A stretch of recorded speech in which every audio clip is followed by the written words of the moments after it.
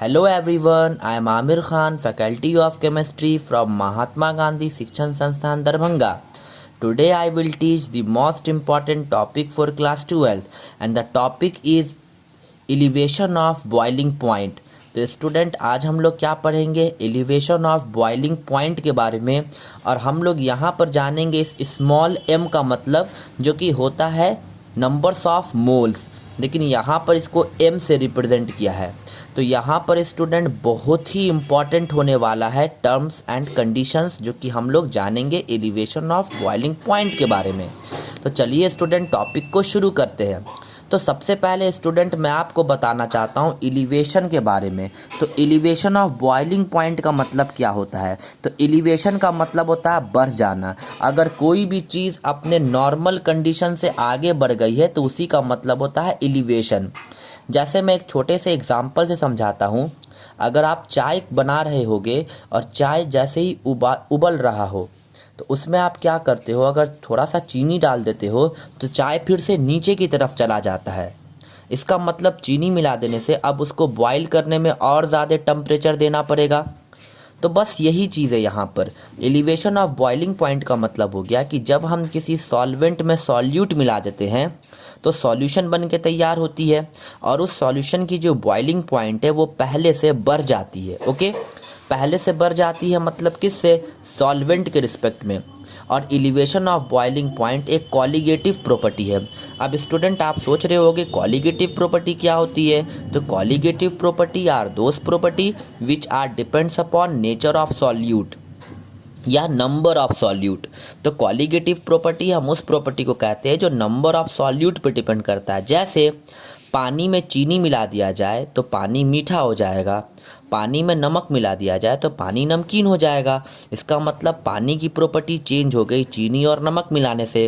तो वहाँ पर चीनी का मिलाना या नमक का मिलाना एक कॉलिगेटिव प्रॉपर्टी है। ओके, तो what is colligative property? The property which are depends upon number of solute particle, okay, या नेचर ऑफ सॉल्यूट पार्टिकल।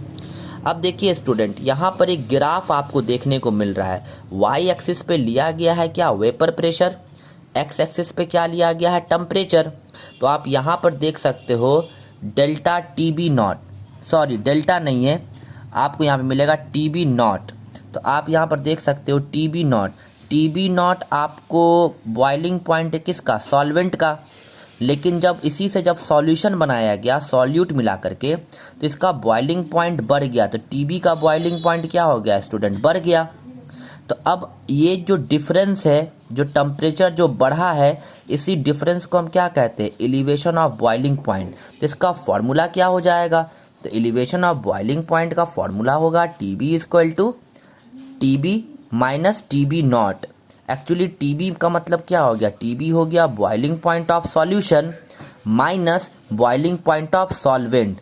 तो elevation of boiling point equal to होता है boiling point of solution minus boiling point of solvent. और मैं आपको बता दूं elevation of boiling point मतलब डेल्टा टीबी डायरेक्टली प्रोपोर्शनल है एम के, और यहाँ पर एम का मतलब है numbers of moles in 1 kg of the solvent. देखो ना लिखा हुआ M, molality is the numbers of moles of solute dissolve in 1 kg of solvent. तो यहाँ पर m जो numbers of moles of solute है जो कि 1 kg ऑफ द सॉल्वेंट में प्रेजेंट है। ठीक है, तो याद रखना है हम लोगों को कि एलिवेशन ऑफ बॉइलिंग पॉइंट क्या है। तो एलिवेशन ऑफ बॉइलिंग पॉइंट एक कॉलिगेटिव प्रॉपर्टी है। What is colligative property? The property which are depends upon number of solute particle are called colligative property. तो एलिवेशन ऑफ बॉइलिंग पॉइंट आपको एक colligative property है। Okay, और delta T B का मतलब elevation of boiling point कैसे निकालेंगे? तो boiling point of solution minus boiling point of solvent करेंगे तो डेल्टा टी बी हमारा निकल करके आ जाएगा। और एलिवेशन ऑफ बॉइलिंग पॉइंट मतलब delta T B directly proportional है किसके? एम के। एम का मतलब क्या हो गया? Numbers of moles of solute that can be present in 1 litre of the solution. तो ये कहीं ना कहीं मोलिलिटी को बता रहा है। स्मॉल एम का मतलब मास नहीं है, बहुत सारे लोग इसको मास समझ बैठते हैं। ओके, अब student delta T B directly proportional है numbers of moles of solute in 1 kg of the solvent. तो डेल्टा टी भी डायरेक्टली प्रोपोर्शनल है m के। तो मैथमेटिक्स का रूल क्या है स्टूडेंट कि कभी भी हम कोई प्रोपोर्शनल साइन को हटाते हैं तो एक कांस्टेंट लाते हैं।